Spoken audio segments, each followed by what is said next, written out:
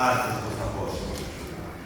Atos, capítulo 9, versículo 1 até o versículo 20. Atos, capítulo 9, versículo 1 até o versículo 20.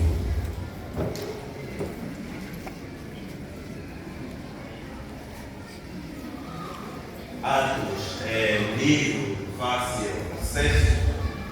Atos está depois dos Evangelhos, por isso é muito fácil localizar o livro de Atos dos Apóstolos.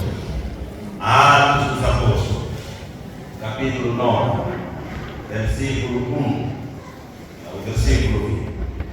Leiamos a palavra. Saulo, respirando ainda ameaças de morte contra os discípulos do Senhor, dirigiu-se ao sumo sacerdote e lhe pediu cartas para as sinagogas de Damasco, a fim de que, caso achasse alguns que eram do caminho, assim homens como mulheres, os levasse presos para Jerusalém.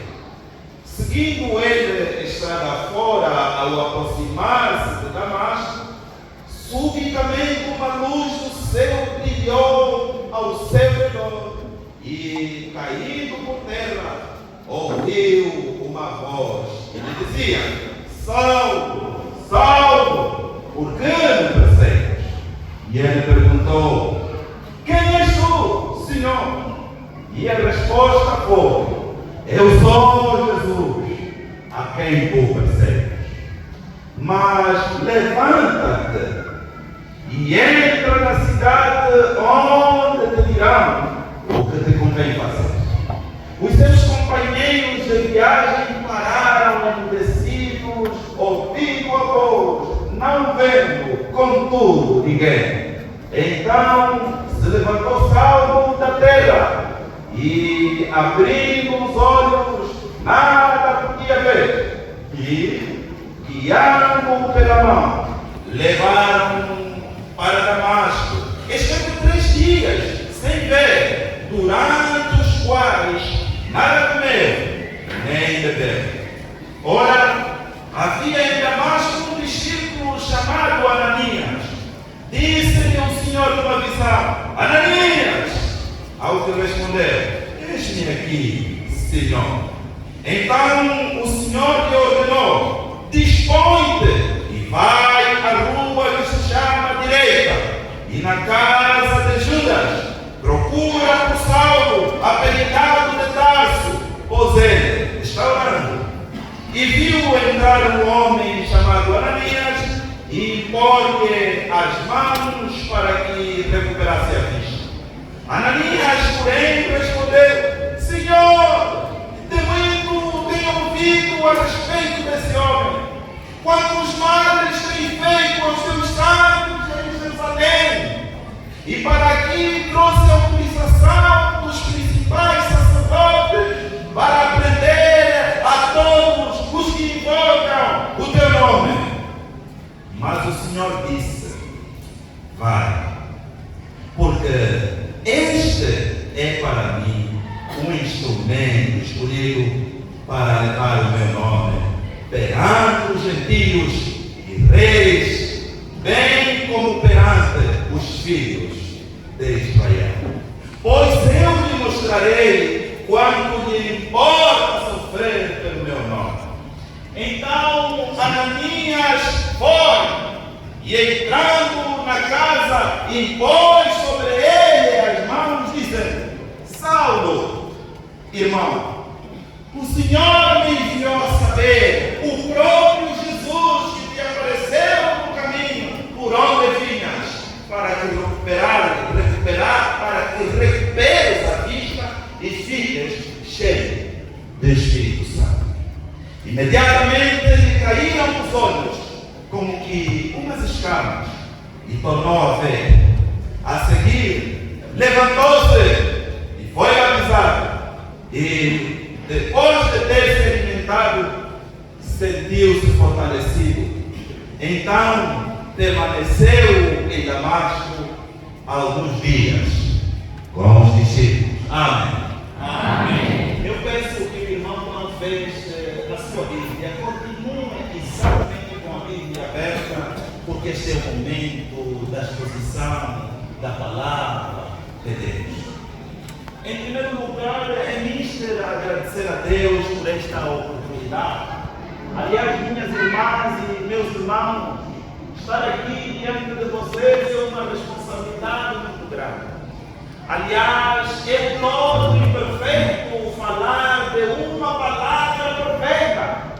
É um todo frágil, é um todo limitado falar daquele que é limitado, daquele que não foi criado, daquele que não foi gerado. Em segundo lugar, agradecer o reverendo Edgar pelo convite novamente de estar aqui nesta comunidade do pastorado de Emanuel. Eu queria estar no pastorado de Nazaré. O pastor Edgar disse: não, vem para aqui para o Emanuel, porque aqui estão os irmãos do Bom Pastor. Por isso, cá estamos, nós queremos agradecer também a todos vós, irmãs e irmãos, porque este é, na verdade, o dia que fez o Senhor. Eu convido as irmãs e os irmãos a olharmos ou a meditarmos no tema que diz: achado pelo caminho. Achado pelo caminho. Uma breve nota sobre este livro que lemos, Atos dos Apóstolos. Na verdade, é um dos livros do Novo Testamento que se destaca. Atos tem a responsabilidade de retratar o crescimento da igreja. Atos relata e mostra-nos que a igreja inicia com um grupo de poucas pessoas e encerra com um número incontável. Em Atos, a igreja sofre terrível perseguição, mas este fenômeno não impede o avanço da igreja. Quanto mais a igreja é fustigada, quanto mais a igreja é especinhada em Atos dos Apóstolos, a igreja vai crescer, vai crescer, vai crescer e vai crescer ainda mais. Em Atos, a igreja é como uma pequena semente lançada em terra, mas sua árvore se torna estronosa. O Dr. Lucas não é apenas médico amargo, ele é um dos grandes historiadores de toda a Bíblia. Como um bom contador de histórias, Lucas retrata os feitos de Cristo. Lucas apresenta-nos o início e o avanço da igreja. Minhas irmãs e meus irmãos, Atos dos Apóstolos devia ser uma disciplina no seminário. Atos dos Apóstolos devia ser uma disciplina na universidade. Atos dos Apóstolos devia ser contado todos os dias às crianças, porque em Atos nós vemos as maravilhas que só Deus pode fazer, achado pelo caminho. Minhas irmãs e meus irmãos, nós quando vamos ao espelho, a única pessoa que nós vemos, nós mesmos. Aliás, o irmão utilizou hoje o espelho de manhã. A irmã utilizou o espelho hoje pela manhã. E quando eu estou diante do espelho, quem é que eu vejo? Eu mesmo. Responda. Quando eu estou diante do espelho, quem é que eu vejo? Quem é que eu vejo? O espelho conta-nos a verdade sobre a nossa pessoa. Se estamos com alguma mancha ao espelho, se nós temos no rosto alguma sujidade, minhas irmãs e meus irmãos, quando eu olho para a salvação de Cristo, não vejo e não acredito que tenha feito algo para merecer. Eu não encontro nenhum motivo lógico para justificar o amor de Deus para comigo. Eu fui achado num estado de completo desprezo. Minha justa sentença seria a morte. Minha justa sentença seria o castigo. Mas não. Em vez da morte, eu tenho vida. Meu espelho diz que eu não tenho nada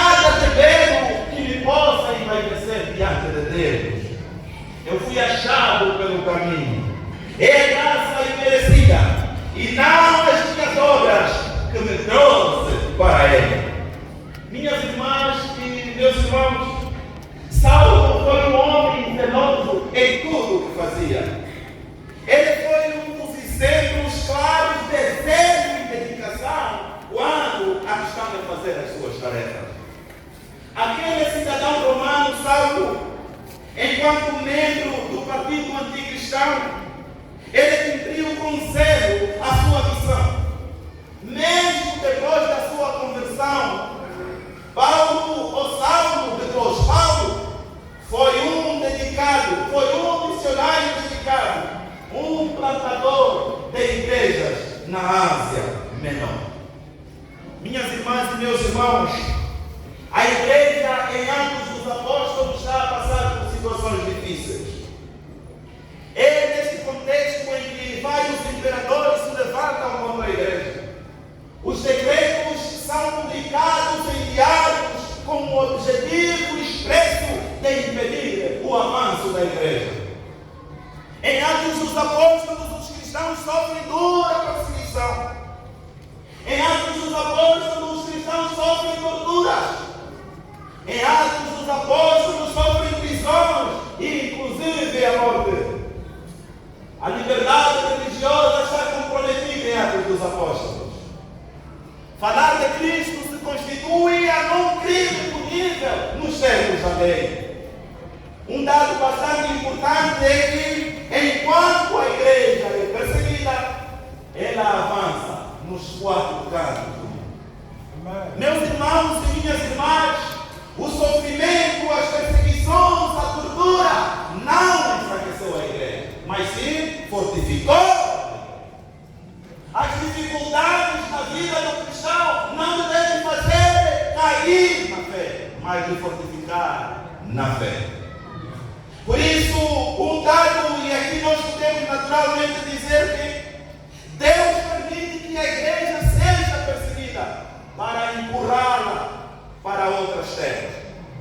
No Antigo Testamento, Deus fez muitas coisas. No Antigo Testamento, Deus fez muitas coisas.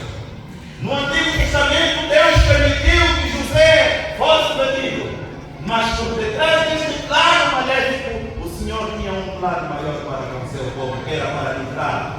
Que era para, na verdade, livrar ou salvar o seu povo. Deus permitiu que Israel passasse pelo deserto com o fim de livrá-lo. Igualmente, no Novo Testamento, Deus permitiu que Jesus passasse pela morte vicária na cruz para que fossem achados pelo caminho. Vamos repetir mais uma vez? Achado pelo caminho. Achado pelo caminho. Mais uma vez? Achado pelo caminho. Agora, minhas irmãs e meus irmãos, prestemos atenção às verdades contidas nesses textos que nós lemos. Eu espero que o irmão tenha a sua Bíblia aberta. Continuem a abrir, continuem com a Bíblia aberta e só feche quando eu disser sermão acabou. Amém? Amém? Em primeiro lugar, nós temos a autorização para aprender. Vejamos o versículo 1 até o versículo 2. Podemos? Sim. Saulo, respirando ainda de ameaças e mortes contra os discípulos do Senhor, dirigiu-se a sumo sacerdote e lhe pediu cartas para as sinagogas de Damasco, a fim de que, caso achasse alguns que eram no caminho, assim homens como mulheres, os levasse presos para Jerusalém. Nesse contexto, a igreja de Cristo está sendo perseguida. E Paulo pede que a autorização para... Tem aqui alguns polícias. A lei diz que você não pode prender alguém sem um mandado de captura. Sim ou não? Sim. Então Paulo está a pedir ao Saulo, está a pedir o quê? A autorização para prender. Por isso, Saulo tem sede, não para amar, mas para matar. O homem está ardendo por dentro para prender os discípulos de Cristo. Saulo estava sendo que estava a cumprir a lei de Cristo, ou a lei de Deus, perseguindo os discípulos. Aliás, diz a Escritura que Paulo também já presenciou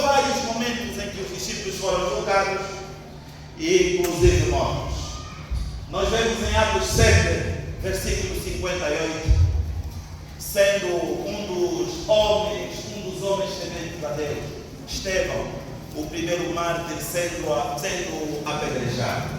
Por isso Saulo testemunhou com os seus olhos. Por isso nós vemos que o homem agora quer autorização.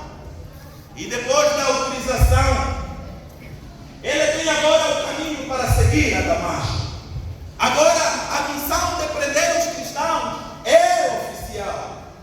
O seu coração cheio de ódio, o coração cheio de vingança, está pronto para seguir a viagem. Eu disse que, em primeiro lugar, nós vemos a autorização para aprender. Em segundo lugar, o perseguidor é questionado. Saulo não tem motivo justo para perseguir. Seu ódio por Cristo não tem fundamento lógico. E diz Lucas que subitamente apareceu uma luz, e esta luz é Cristo. E aparece e o chama pelo nome. Minhas irmãs e meus irmãos, ninguém há que nos chame pelo nome e não nos conheça. Quando nós pensamos que Cristo não nos conhece, Ele conhece o nosso nome e sabe o que nós estamos fazendo. Ele, naturalmente, Cristo tem informações sobre a nossa vida e questiona a Saulo, por que me persegues? Minhas irmãs e meus irmãos, eu faço uma pausa aqui para trazer uma verdade. Já alguma vez cada um de nós foi perseguido? Aliás, uns dizem que foram perseguidos no trabalho. Outros também dizem que foram perseguidos até na igreja. Uns também ainda dizem que são perseguidos todos os dias na escola. Outros são perseguidos pelos seus amigos. É uma ilusão pensar que nós seremos apenas perseguidos pelos nossos amigos. Pelos nossos inimigos. Os nossos amigos também nos podem perseguir. Por isso tem aqueles momentos que nós não encontramos qualquer resposta lógica para tamanha perseguição. Somos perseguidos injustamente e questionamos tal e qual Jesus. Por que me persegue? Por isso Jesus aparece a Saulo e questiona. Por isso Jesus não encontrou causa justa ou motivo justo e questiona o perseguidor. Irmãs e irmãos, em terceiro lugar, Cristo. Aquele a quem Saulo perseguia se apresenta na primeira pessoa. O Jesus ressurreto. Aquele que deixou escancarado o túmulo vazio e se apresenta diante dos emissários do governo romano que perseguiam a igreja. Este encontro estava traçado na eternidade na agenda de Deus. O próprio Jesus pergunta e responde a Paulo ou a Saulo: eu sou Jesus a quem tu persegues. Repare bem, Jesus diz: eu sou Jesus a quem tu persegues. Tenho três verdades aqui. Perseguir a igreja é perseguir a igreja.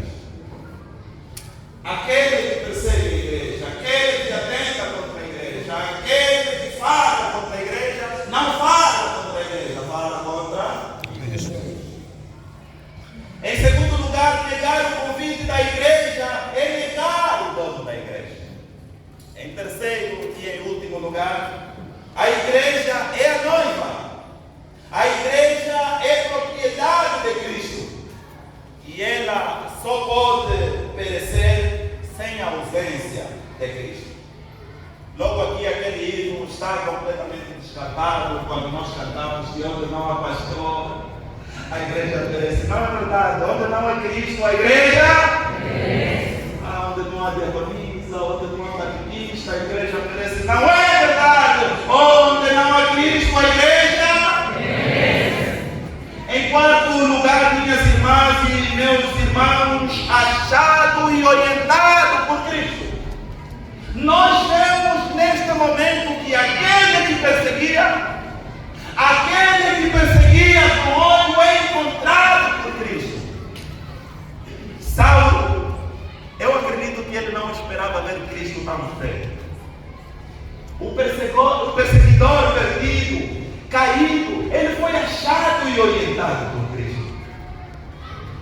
cristão já não é orientado pelo mundo, mas por Cristo. Sua agenda é traçada pelo Senhor, não mais por si próprio. Saulo agora está sendo orientado por Jesus, tal como a igreja é orientada. Uma verdade em tudo isso é que deixamos de ser ou nunca fomos cristãos quando não ouvirmos as orientações de Cristo.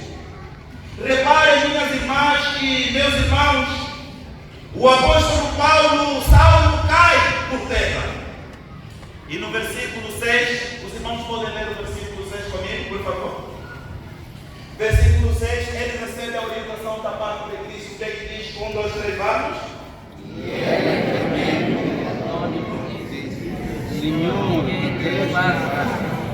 Estou a conseguir entender bem o que os irmãos estão a ler. Versículo 6, vamos. E ele também Senhor, que faça. E diz Senhor, derrama e lá será dito. Meus irmãos, Saulo sai para perseguir a igreja.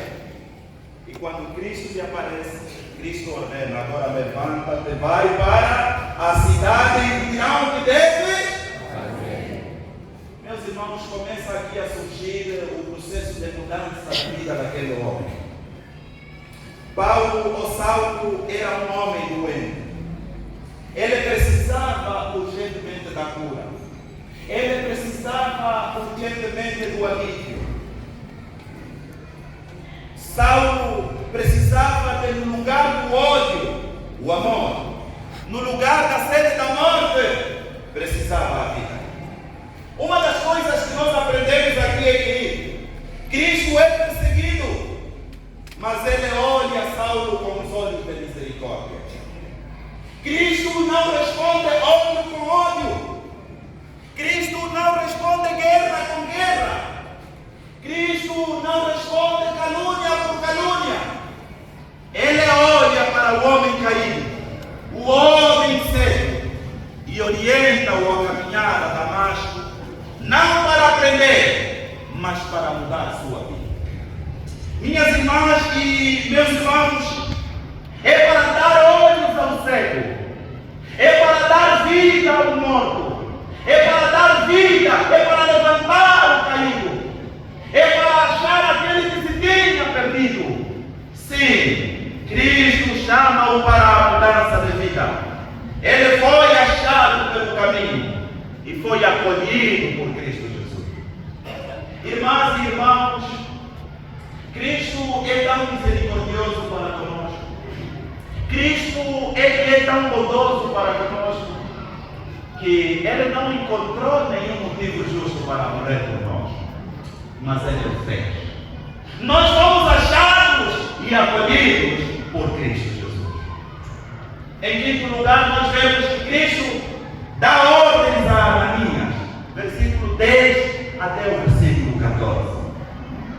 Ananias foi um dos discípulos de destaque lá em Damasco, a quem o Senhor o orienta a ir à casa de Saulo, lá onde ele está.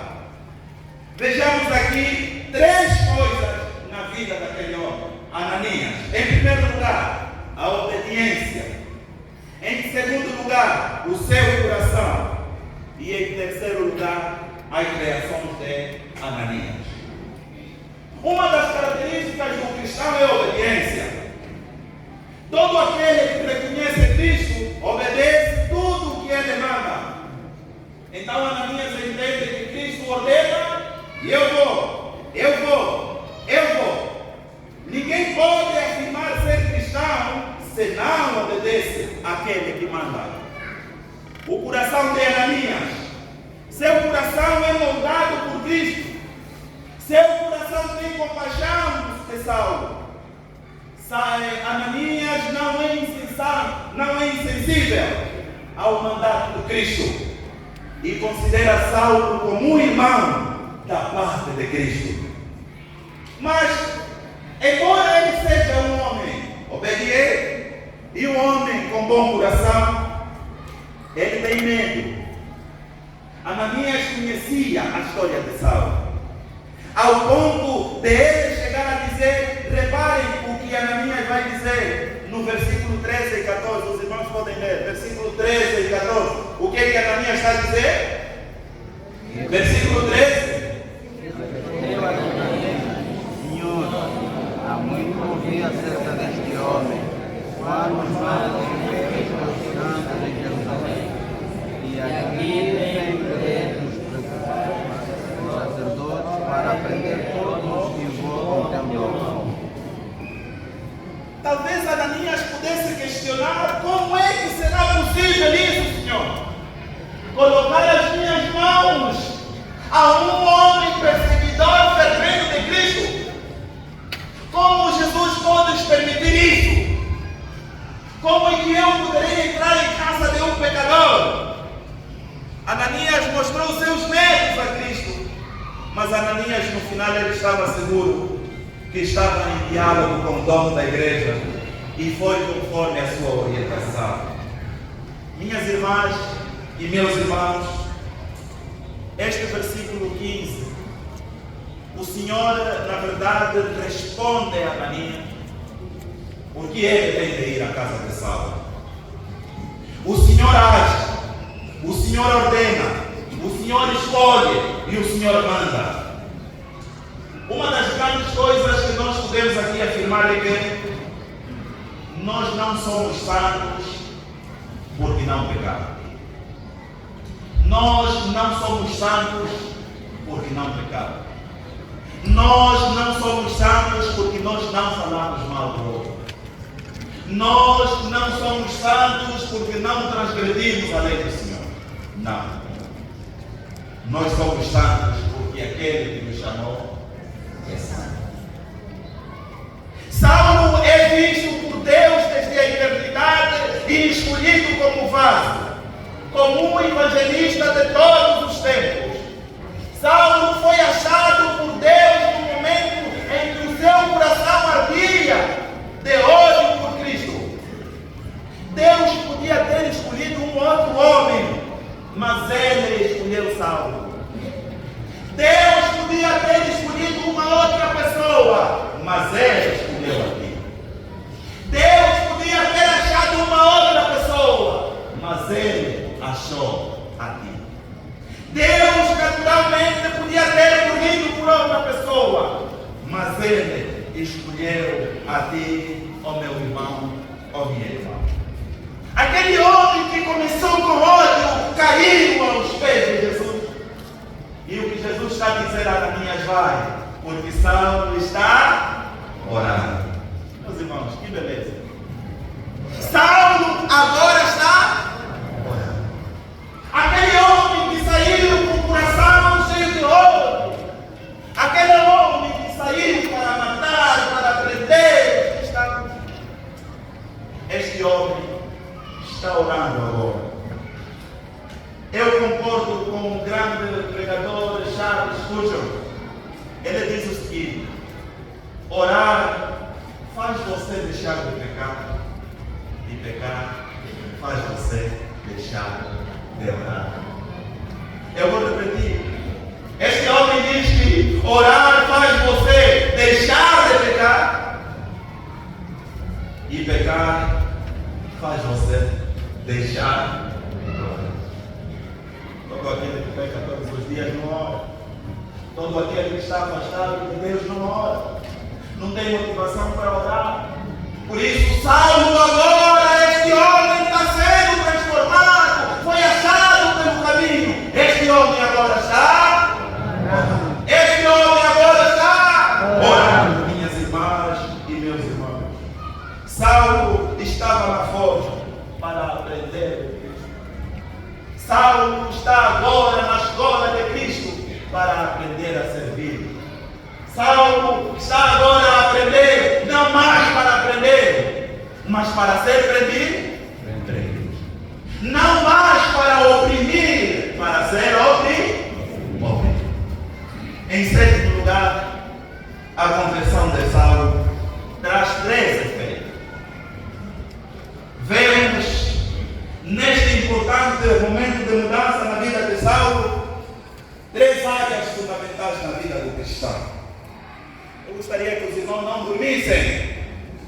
Temos aqui 3 verdades acerca da conversão do apóstolo Paulo. Em primeiro lugar, Deus, ou Cristo, nos enche de Espírito Santo. O Espírito Santo se apropria do cristão depois que ele recebe a Jesus Cristo.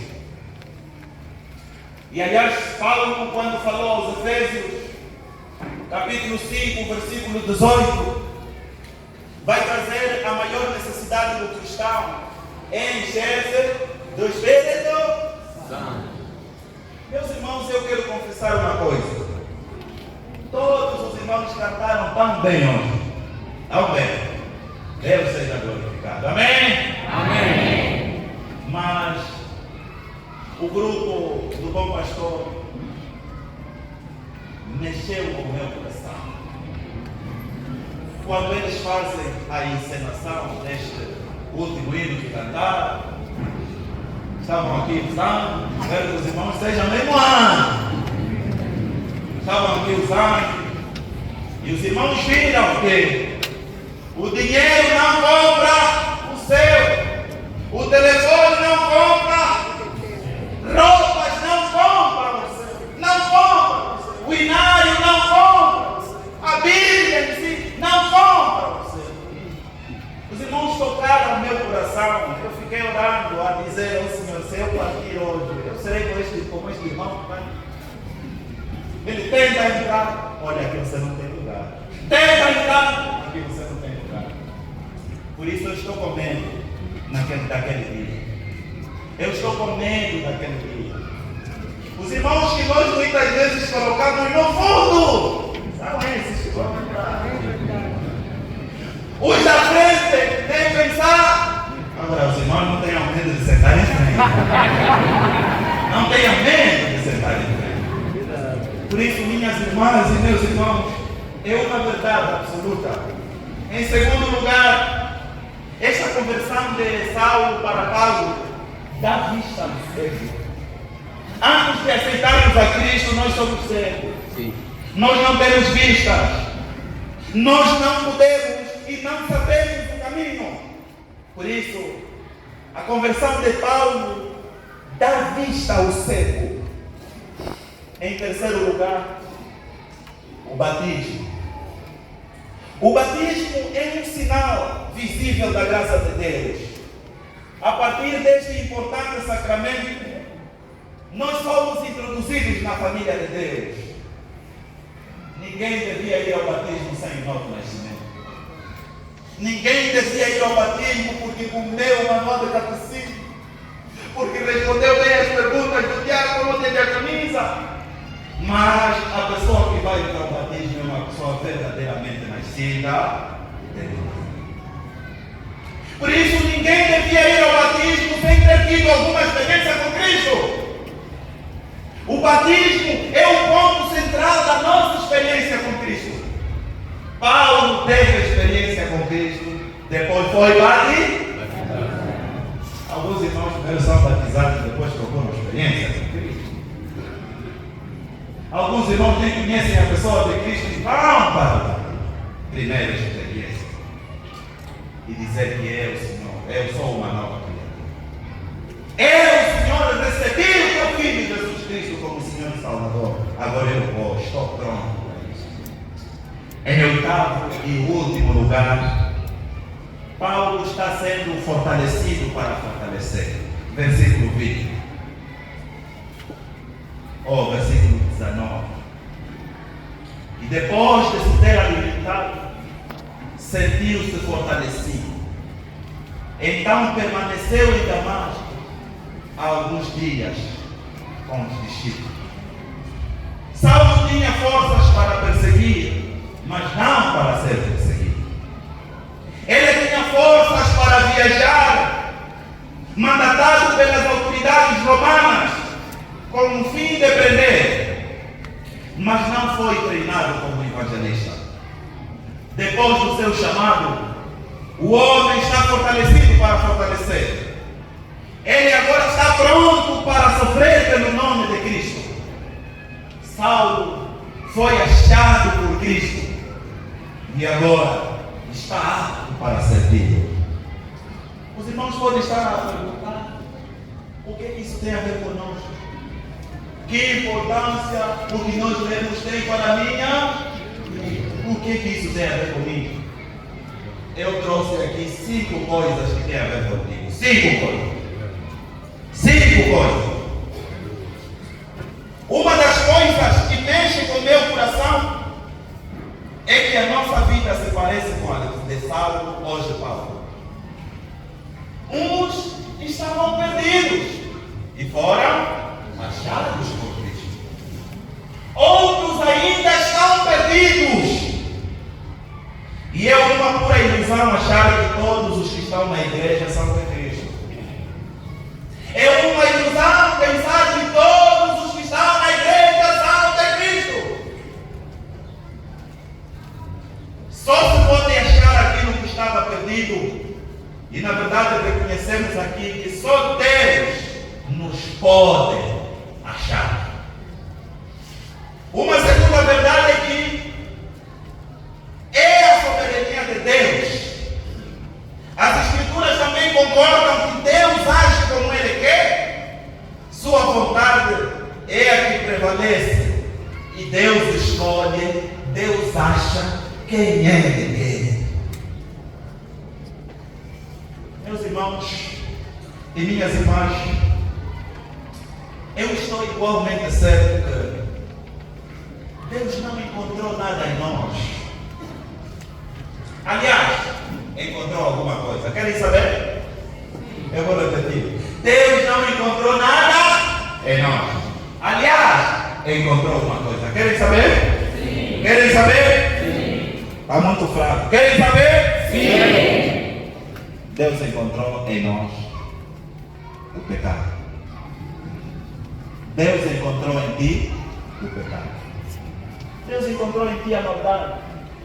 Deus encontrou em ti a malícia. Deus encontrou em ti a fofoca. Deus encontrou em ti o adultério. Deus encontrou em ti a fornicação. Deus encontrou em ti a os irmãos sabem o que eu estou dizendo. Deus encontrou em ti sujidade completa. Ele encontrou isso. Nós fomos achados em um estado de desprezo, de completa depravação. Deus não nos encontrou tal como Paulo no caminho para Damasco, mas Ele nos encontrou em nossos pecados e nos deu vida. Aleluia! Amém! Deus nos encontrou em estado caído, Ele nos levantou e nos deu vida, nos deu outra esperança da vida. A penúltima verdade é que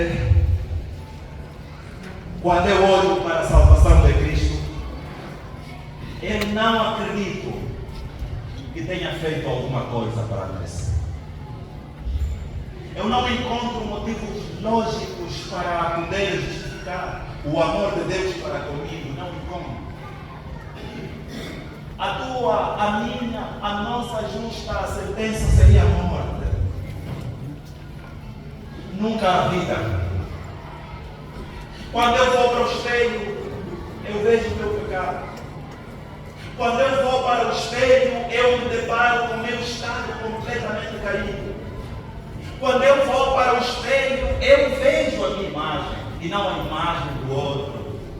Quando eu vou para o espelho, eu acho o meu pecado e digo: Senhor, não tenho nada de dedo para o Senhor me amar. Quando eu vou para o espelho, eu não vejo outra pessoa, eu vejo a mim mesmo.